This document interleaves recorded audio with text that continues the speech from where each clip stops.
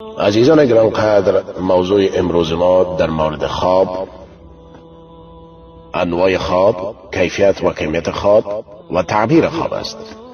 در این اواخر پیام های زیاده از برادران و خواهران برای ما رسیده که اونا میخواین که خوابهایشان تعبیر شود. قبل از اینکه خوابهای شما عزیزان تعبیر شود، باید انواع خواب شما بدانید. اکثریت خوابهایی است که قابل تعبیر نیست و کدام خواب را ما میتونیم تعبیر بکنیم و در کدام حالت میتونیم تعبیر بکنیم و آیا بیننده خواب از او کیفیت و از او کمیت و از او حالتی که باید خوابش تعبیر شود برخوردار است یا نیست. این چیزها خیلی مهم است. عزیزان گرانقدر، خواب بر اساس مکتب اسلام و سنت رسول کریم صلی الله علیه و سلم با مراعات آداب خواب، رعایت عبادات و عدیه قبل از خواب، کیفیت، کمیت و اوقات خواب تعبیر میشه و هر خواب شایسته تعبیر نیست. بدین معنا که چنین نیست که شما هر خواب را ببینین باید او تعبیر شود و برای تعبیر هر خواب باید خواب شایستگی خود را باید داشته باشد. رویاهایی که انسان در عالم خواب میبینند به 3 دسته تقسیم میشن. این 3 نوع خوابها ما داریم و این مطابق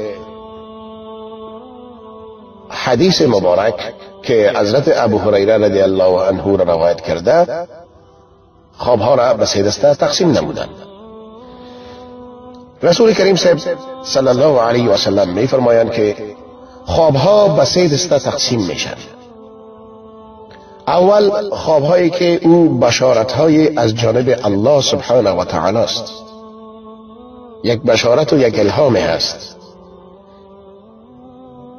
و نوع دوم خوابها احساسات قلبی یک انسان است و نوع سوم از او ترساندن از جانب شیطان است. در روایت عوف از مالک رضی الله عنه چنین آمده که 3 نوع رویا در خواب دیده میشه. یک نوع از او ترساندن از جانب شیطان است تا بدین وسیله انسان را خیلی غمگین و اندوهگین بسازد. در صحیح بخاری از ابی سعید خدری رضی الله عنه روایت آمده که میفرماید هرگاه کسی از شما رویایی را ببینه که او را میپسنده، یعنی خواب خوبی هست، بی تردید ای از جانب الله سبحانه و تعالی است. پس باید الله سبحانه و تعالی را او سپاس بگوید و شکر او را به جای بیاورد و او خواب را برای دیگران بیان بکند. اما هرگاه خواب را میبینه که اون ناراحت کننده هست، بیگمان که این خواب از طرف شیطان است. پس از شر شیطان به الله سبحانه و تعالی باید پناه بخواید و او خواب به دیگران بازگو نکنند. یعنی اگر شما خواب میبینین که شما را بسیار پریشان میسازد، اندوهگین میسازد، شما را خفه میسازد، شما را جگرخون میسازد، پس بیگمان که این خواب از جانب شیطان و از ناحیه شیطان است. پس شما لبهایتان را ببندین، دهنتان را ببندین و این خواب به کسی بازگو نکنین. و وقتی که شما ایره به کسی نمیگوین، او وقتی خواب بر شما ضرر رسنده نمیتونه. چرا شیاطین وقتی که خوابهای خراب را در افکار انسان تزریق میکنن، وقتی که انسان در خواب میباشد، این معنا میده که در خانه شیطان است، در اطراف شما شیطان است و این شیطان خواب به شما تزریق میکنه و او فردایش منتظر همی است که خواب شما به کسی بگوین و طبق همون چیزایی که شیطان تزریق کرده اونا بعض کارهای شرور را انجام میدن. پس شما این خوابی که شما میبینین به کسی بازگو نکنین و انشالله که به شما ضرری نمیرسد. بنابراین راه علاج و نجات از شر تمام خوابهای بدی است که انسان بعض توصیه ها و سفارشات هست که باید او را مراعات بکنه که من او را اینجا برای شما عزیزان ذکر میکنم. اولی که قبل از رفتن به خواب انسان مسلمان ابتدا وضو بگیره و بعد از او به رخت خواب خود برود. و دومی که در رخت خواب اذکار خواب یا اذکار نوم باید بخونه که این در حسن المسلم یا در پناهگاه مسلم، در کتاب پناهگاه مسلم این ذکر شده و همچنین اذکار خواب ما مضمون نوشته کردیم که در سایت آیا میدانستید موجود است که شما میتونید به اون مراجعه بکنید که از اون جمله آیت الکرسی است و دعای مسنون است و اذکار معوذتین است از قرآن کریم که باید خوانده شود و در انتهای از او باید در دو کف دست خود را فوت بکنه و او وقت به تمام بدن خود او را بماله، یعنی از سر خود شروع کنه، از سر و صورت خود شروع کنه تا هر جا که دستش رسید به بدن خود بکشه و بعد از او دو آیه آخر سوره بقره را که از آمن الرسول بما انزل الیه من ربه والمؤمنین شروع شده تا آخری را بخونه و بالای خود دم بکنه و دیگه ای که سعی بکنه که به پهلوی راست و رو به طرف قبله خواب بکنه. یعنی شما اگر به پهلوی راست خواب بکنین، با وضو خواب بکنین، از کار خواب بخوانین و رویتان به طرف قبله باشه و اگر در اثنای خواب جهت بدنتان تغییر میکنه کدام ایراد ندارد، چون شما در خواب هستین. اما شروع خواب باید قسمی باشه که به پهلوی راست باشه و رو به طرف قبله باشه و چیزی که خیلی مهم است که از خواب کردن بر روی شکم جدا باید پرهیز کنین، یعنی باید بر روی شکم کسی نخوابه.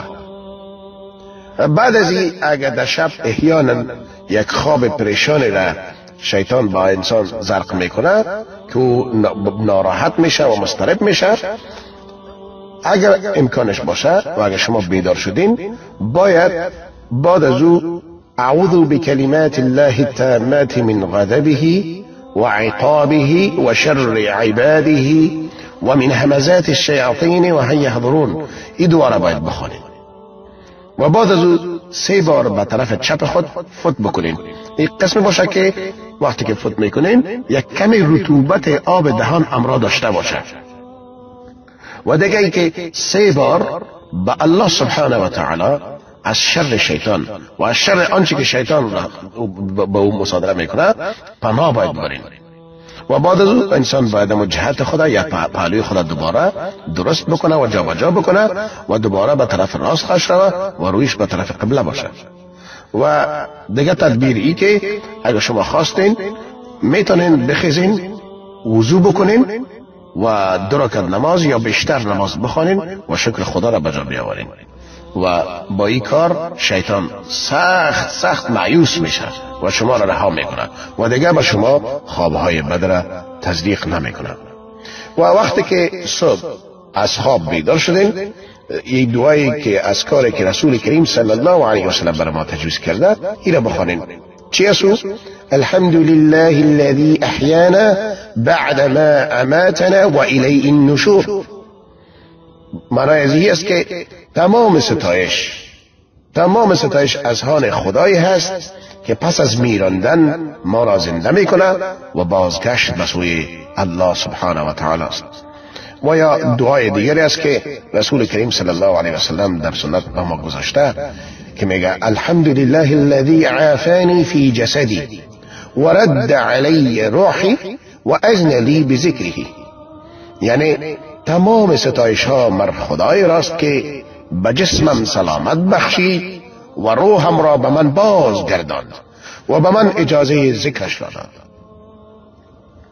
و اگر شبانگام خواب پریشان و ناراحت کننده دیدید، صبح که از خواب برخستین او را به هیچ کس نگوین، باید به هیچ کس گفته نشه. یکی از راههایی که می توانیم خود از شر شیطان و خوابهای شیطانی در امان نگاه کنیم این است که سعی کنیم شیطان را از منزل خود دور کنیم که را به نام طرد شیطان من البیت میگه. و از جمله مواردی که باعث میشه که شیطان و اجنه به منزل ما راه نیافند و از اتاقها و از منازل ما از مسکنهای ما اینا فرار بکنن، مواردی هست که من خدمت شما عزیزان تقدیم میکنم. اولی که وقتی که از بیرون داخل خانه میشین و کلید را بندازین که دروازه را باز بکنین، باید با بسم الله الرحمن الرحیم کلید را پرتین. بعد از او دعای ورودی به خانه را بخوانین که از سنت بر ما مانده: بسم الله ولجنا و بسم الله خرجنا و علی ربنا توکلنا. بنام الله داخل خانه میشم و بنام الله از خانه خارج گشتیم و بر پروردگارمان توکل نمودیم. سبحان الله، چه یک دعای مقبول هست. و ببینین که این دعاها تمام ازی شیاطین در اطراف ما هست، اجنه شریر در اطراف ما هست و این را میشنوند و ازی فرار میکنن. دومی که تمام تصاویر و تمام مجسمه های موجودات زیرو یا زنده را اگر ما در خانه داشته باشیم اون را باید دور بکنیم، به خاطر که هر منزلی که در اوج تصویر و مجسمه موجود باشه، تصویر و مجسمه موجودات زنده، انسان ها یا حیوانات در اوج موجود باشه، یک کار میشه که در او خانه ملائکه رحمت الهی داخل نمیشه. و این حدیث مبارک است از رسول کریم صلی الله علیه و سلم. این سخنان من نیست.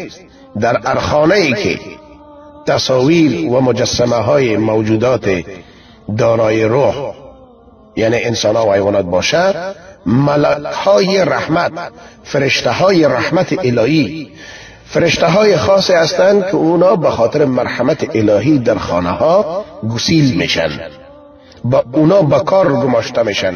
به خاطر چی؟ به خاطر رسانیدن رحمت الهی این ملک ها در خانه ها جاگزین میشن. پس در صورتی که در خانه ای که منکرات از طریق از قبیل تصاویر و مجسمه ها باشه، در اون خانه چی میکنه؟ ملک های رحمت از اوجا خارج میشن. در خانه ای که موسیقی بلند است، سازها و رقص و این چیزهایی که شیطان بسیار میپسنده، در اوج دراماهای مبتذل هندی و ترکی که در اون دراماها دخترها سرلوچ هستند، در اون دراماها امو سوژه دراما اختلاط مرد و زن است، عشق و عاشقی و اختلاط نامحرم نشان میده، یا درباره چیزهای منکر دیگری هست. در خانه ای که تلویزیون در اونجا منکرات نشر میشه، رادیو منکرات نشر میشه و تمام چیزهای سی دی پلیر و غیره چیزهایی که در اونجا منکرات هست، و خانه چی است؟ و خانه محروم است از چی؟ از نزول ملائکه رحمت الهی. ملائکه های رحمت الهی در خانه داخل نمیشن، از خانه خارج میشن. و برای شیطان بهترین خانه ها امون خانه هایی است که در اونجا ملائک نباشه. چرا؟ اگه ملائک باشه خب اونا حفاظت میکنن از اعضای خانواده، از اطفال خانواده، از دختران خانواده، از مردان، از بچه ها، از اطفال، از باکره های خانواده. وقتی که من میگم باکره ها، دخترهایی که نو به سن 11 و 12 و 13 میرسن، اینا تحت حملات بسیار شدید شیاطین قرار دارن. و چی بدا اون مادری که خودش حجاب مراعات نمیکنه، اون مادری که در خانه خود تصاویر مجسمه ها را بند کرده، اون مادری که به افلام و به دراماهای مبتذل هندی و غیره مبتلا هست، اون مادری که 24 ساعت در یوتیوب خواندنهای مست هندی و خواندنهای مست افغانی و غیره و غیره و غیره را میشنوه، اون مادری که 24 ساعت در فیسبوک مبتلا هست، الا کباشکی چی کده، الا کباسی چی کده، و 24 ساعت عکس ها و تصاویر را با هم دیگر اینا شریک می سازن از طریق فیسبوک و واتساپ و میدیا و اینترنت و در خانه اونا هم انسان ها خودشان میبینن و هم شیاطین میبینن و خنده میکنن، استهزا میکنن، خنده میکنن، میگن چقدر این انسان های احمق هستند. اینا بستر خوب را برای زندگی ما شیاطین و جنیات برابر ساختن در خانه. ما باید این بسترها را از خانه برکنیم، ما باید این تختهای خواب شیاطین از خانه برکنیم. در خانه ای که تمام این چیزها موجود باشه، ملائکه رحمت الهی و خانه را ترک میگویند و عجنه و شیاطین جای آنها را میگیرند. پس شما ای برادر خواهر مسلمان من، ای پدر و مادر، ای خواهر و برادر که شما در خانه زندگی میکنین، شما چقدر احسان میکنین به اولاده خود، به برادر خود، به خواهر خود. چقدر احسان میکنین که چیزا را شما از خانه دور میکنین و خانه را یک خانه اسلامی میسازین. اگر یک خانه در یک کوچه اسلامی شوه و آیسته آیسته چند خانه دیگه اسلامی شوه، والله العظیم که در تمام جامعه آرامش می آید. پس قاعده امی است که در خانه‌ای که شیطان باشه، افراد و خانواده چی میشه؟ خوابهایی میبینه که خیلی پریشان کننده هست. پس از شما عزیزان من تقاضا میکنم که خانه ها را پاک بسازین و مواردی را به شما عزیزان تقدیم کردم و را مراعات بکنین و هر وقتی که شما خوابهایی میبینین خودتان پیمانه بکنین که آیا این خواب ما قابل تعبیر است یا قابل تعبیر نیست. و آخر دعوانا ان الحمد لله رب العالمین. آمین یا رب العالمین.